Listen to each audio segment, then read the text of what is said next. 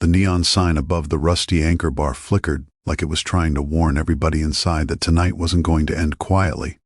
It was a Thursday in late October, the kind of cold, windy night that pushes people off the Carolina highways and into the nearest dive for warmth and whiskey. At the far end of the scarred oak bar sat a woman no one had seen before, mid-30s, dark hair pulled into a simple ponytail, wearing a faded navy sweatshirt 2 sizes too big, and nursing a single glass of water with lime. She hadn't said more than 5 words since she walked in. Most folks figured she was waiting for someone. They were wrong. If you love stories where the quiet ones turn out to be the most dangerous, hit that subscribe button right now so you never miss what happens next.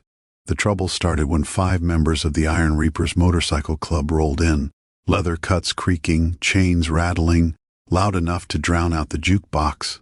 They'd been riding hard from Virginia, half drunk and looking for a fight or a woman, whichever came first. Their president, a 6'4" slab of muscle and bad tattoos called Reaper, locked eyes on the quiet woman the second he crossed the threshold. He liked the way she didn't look up, liked the challenge. He swaggered over, slammed a meaty hand on the bar beside her glass, and leaned in way too close. "Sweetheart, you're drinking water in a bar like this rough? That's cute. Let me buy you something that actually burns." She didn't flinch. Just turned her head slow, met his eyes, and said in a voice so calm it felt colder than the wind outside, "I'm good, thanks." The whole bar went still. You could almost hear the beer taps sweating. Reaper laughed like she'd told the world's funniest joke, then reached out and flicked her lime wedge onto the floor. His boys howled.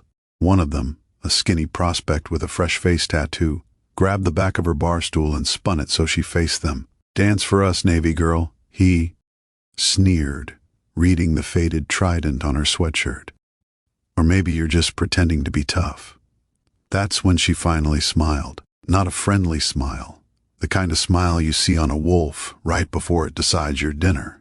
She stood up, slow, deliberate, and every man in that pack towered over her, but somehow she seemed taller. "Last chance," she said quietly. "Walk away." Reaper grabbed her wrist, hard. The bartender reached for the phone to call the sheriff, but one of the bikers smashed a bottle on the bar and pointed the jagged edge his way. The room smelled like fear and cheap bourbon now. 20 minutes. That's all it took. 20 minutes after Reaper put his hands on her, the front door exploded open so hard the hinges screamed. 6 men in civilian clothes stepped inside like they owned the night itself.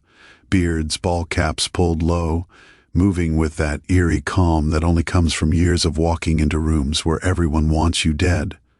The bar went dead silent again, but this time it felt different, like the air itself was holding its breath. The woman didn't even turn around. She just said, still in that same quiet voice, "Took you guys long enough." The biggest of the new arrivals, a guy with salt and pepper hair and forearms like bridge cable, looked at Reaper's hand still clamped around her wrist and spoke for the first time. "Chief, you want us to be polite about this?" She sighed. "They broke the rules, Senior. That was all he needed. What happened next wasn't a bar fight. It was an education. The SEALs didn't yell, didn't posture. They moved like they'd rehearsed it 1,000 times in darker places than this. 1 second Reaper was standing. The next he was on his knees with his arm twisted so far behind his back, the whole bar heard the shoulder pop. The skinny prospect tried to swing a pool cue, ended up face down with his own cue snapped across his back. Another biker reached inside his cut for what everyone knew was a pistol and suddenly found himself staring down the barrel of a Sig Sauer that had appeared in the hand of a man who hadn't even blinked. 45 seconds, maybe less. All 5 bikers were on the floor, zip-tied with their own bootlaces, groaning and bleeding, and very, very quiet. The woman, Chief Petty Officer Maya Torres, Naval Special Warfare, 2 tours in Fallujah, 1 in Helmand, Silver Star, 2 Purple Hearts, finally turned to face her team. Her lip was split where Reaper had backhanded her, but she was smiling for real now.